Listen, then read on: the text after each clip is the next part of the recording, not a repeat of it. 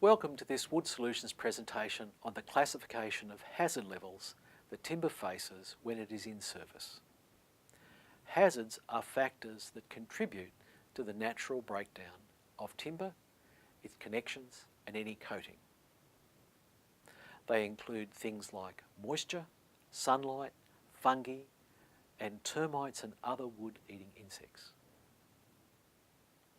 Exposure to hazards for individual timber elements are defined in hazard classes on a scale from 1 to 6. These categorise the timber's service conditions in a building or a structure and the likely hazards to be experienced in those conditions. Hazard Class 1 is inside above ground.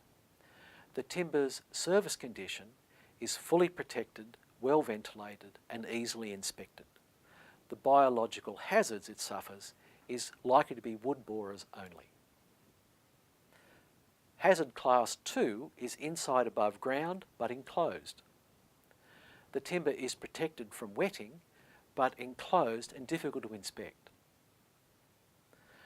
Biological hazards are borers and termites, and there is the potential of decay arising from moisture accumulating in wall spaces and insulation. Hazard Class 3 is outside above ground. There, the timber is exposed to moisture in the air, but isolated from moisture in the ground. It is subject to moderate wetting and leaching, and the biological hazards are decay, borers and termites. Hazard Class 4 is outside in-ground contact. If the timber is exposed to moisture in the air and the ground and subject to severe wetting and leaching.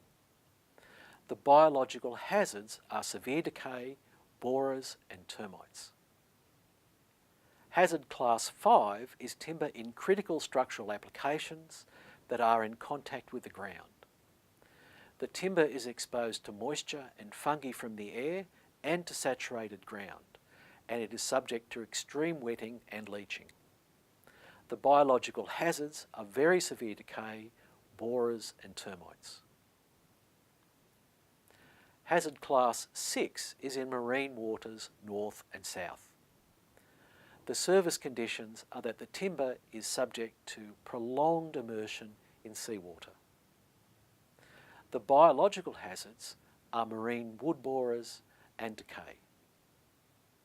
The tidal zone is the most critical location in this hazard class, and there is a higher level of hazard in northern waters when compared to southern.